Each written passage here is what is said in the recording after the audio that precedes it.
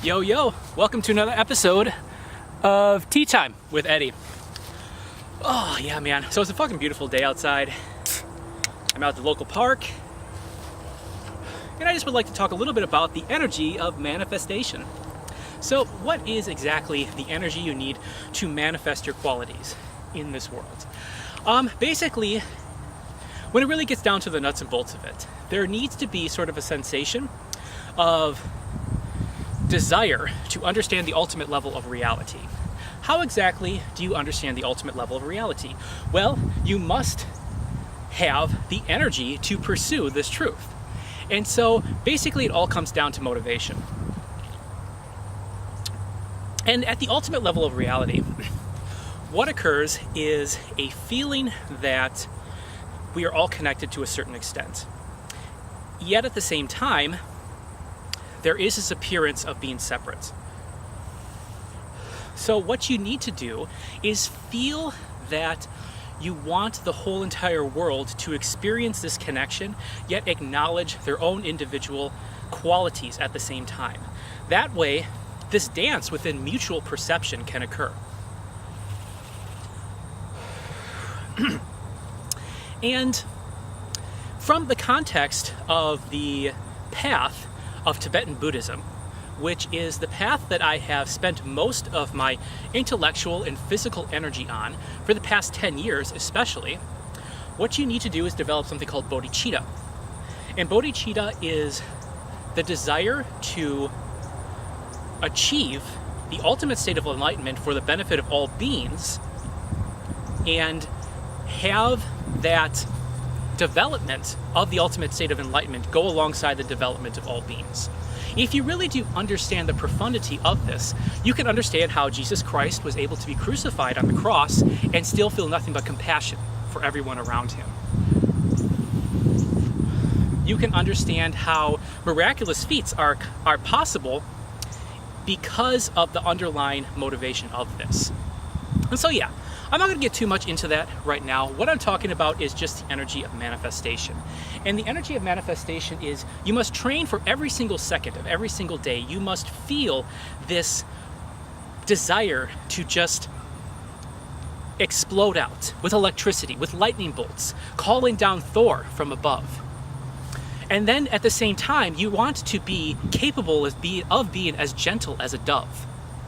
And with this intricate balance of delicate beauty combined with fertile duty, like a horse galloping forth, with a lady donning a lady's saddle, with a delicate princess on top, yet the speed and ferocity of the fiery hooves is still prevalent.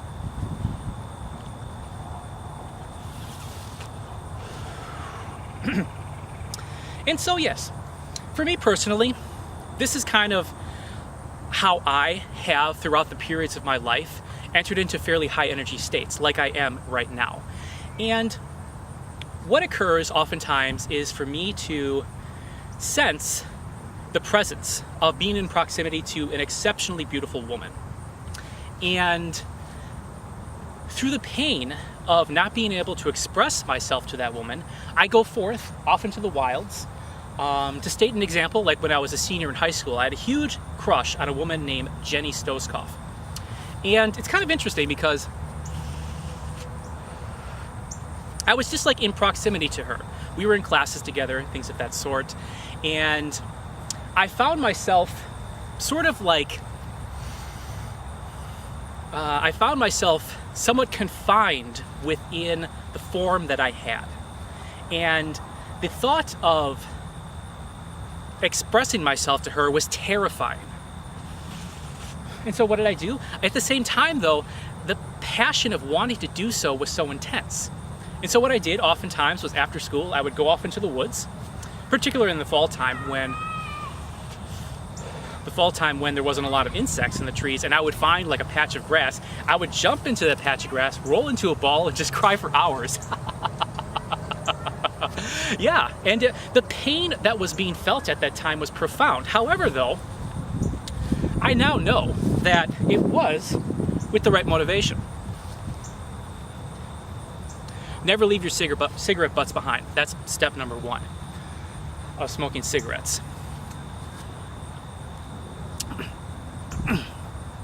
So yes, the pain that was being felt at that time was profound, yet it was also for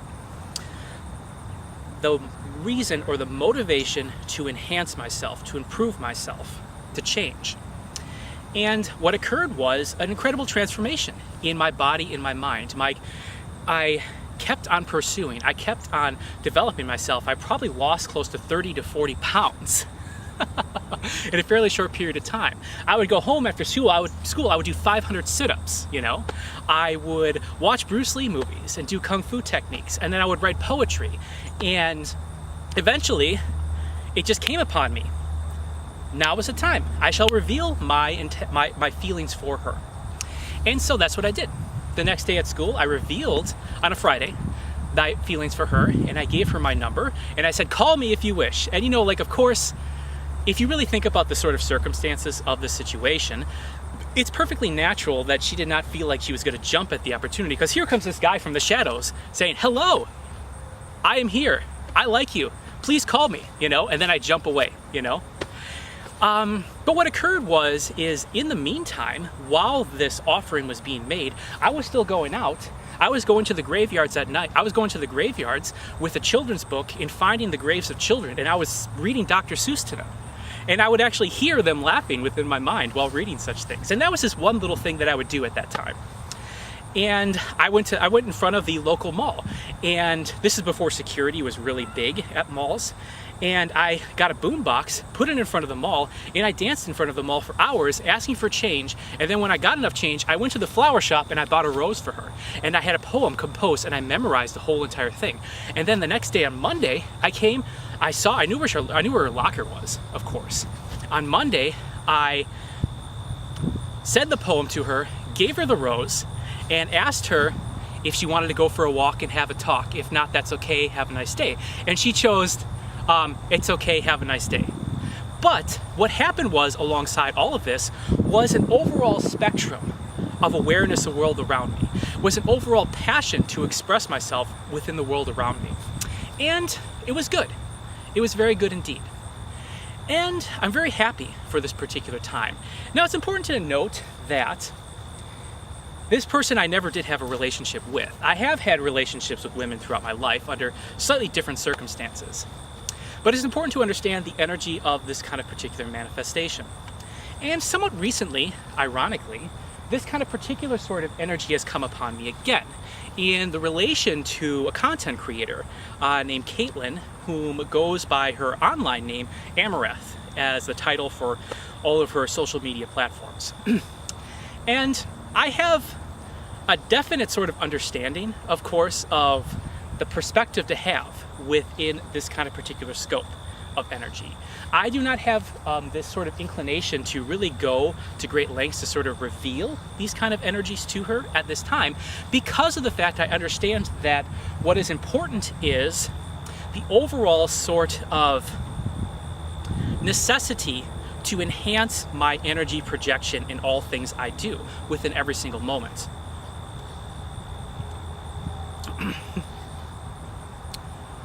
And that's what's happening. That's what's happening indeed. And I see myself being able to continue doing this sort of thing. And I feel like it's also, I really do feel good about the fact that I have this proper perspective. I really do feel good about the fact that I'm not going to great lengths to contact this woman on social media to state these kinds of feelings through like poetic discourse, for example. Because of the fact I have developed this maturity over the years, I feel like I'm able to sort of extract the benefit of these kinds of energies without necessarily having to burden an individual whom, frankly speaking, is living a life that I'm completely unaware of for the most part, whom is doing things that I'm completely unaware of. And with that being said, though, I think the potential for a certain level of professionalism is definitely possible. However, though, I think when it comes to this particular relationship in general, I encountered this individual about 3 or 4 weeks ago, and through the prolific amount of media content that she's been putting out, I have been able to sort of observe a lot of this content as it comes out and participate to healthy extents as well also. And alongside this participation has been this feeling of the growing enhancement of myself with the kinds of yogas that I am aware of, which are actually a very vast kind of spectrum, because I have studied for many years some very legitimate forms of Shaolin Kung Fu, particularly though the lineage of Kung Fu that was passed down from legitimate masters, starting with Hua Fei Hung to his disciple Tang Feng, to eventually his distant ancestor whom I met in person, Dixon Feng. And through the experience of practicing these sorts of things, which is basically just understanding the motions of your body, keeping the balance, keeping the base, through understanding these sorts of things, I have been able to develop a solid basis, which then led me into the practices of Tibetan Buddhism, and particularly the teachings of bodhicitta. The teachings of bodhicitta, which impacted me immensely around the age of 24, my golden year, in which I was able to essentially change my life completely, and for a 6-month period engage in a very pure solitary meditation retreat, where I was able to, on a daily basis, experience forms of bliss that went alongside the sensation of wishing to benefit all beings and to achieve the state of Buddhahood to benefit all beings. And this kind of retreat gave me a certain sustenance that is with me every single day of my life ever since. And so, after that, I have gone to India numerous times. I plan on going to India again this summer. And basically, in relation, though, to this particular practice of feeling inspiration alongside the path of a beautiful woman and feeling this inspiration to enhance myself, what's nice about this particular kind of instance is that there is not necessarily this feeling that I have to sort of express these kinds of feelings as if I have a dependency on a personal relationship in order to continue forth with what I'm doing. Which is important because of the fact that her presence and her audience and things of that sort, I'm just one among these individuals, and I'm very happy to be that way. But it is important, though, to acknowledge that the level of contribution, or the form of contribution that I've made up until this point, it's important to acknowledge that this came alongside with this slight bit of awakening, this slight bit of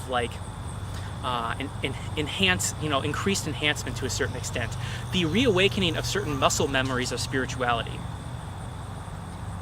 And now, with that being said, it's important to understand that when it comes to the nature of my contribution now, there has to be not just this participation that I have been exhibiting thus far. There has to go alongside it this necessity to enhance myself, express myself in this world, which is what I'm doing right now. And so, yes, basically, when it comes to the energy to manifest, the basis comes from having the right motivation.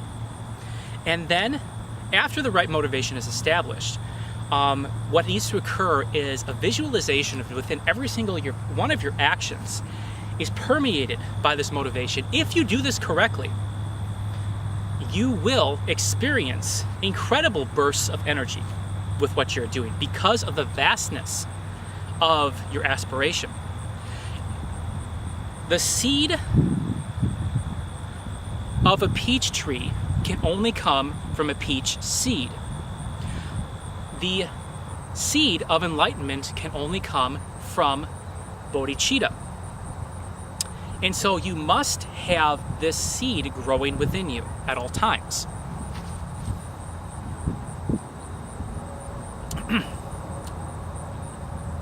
You must have the seed growing within you at all times.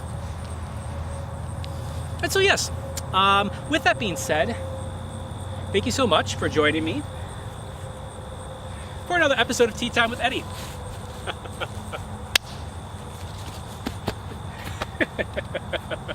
Have a good day.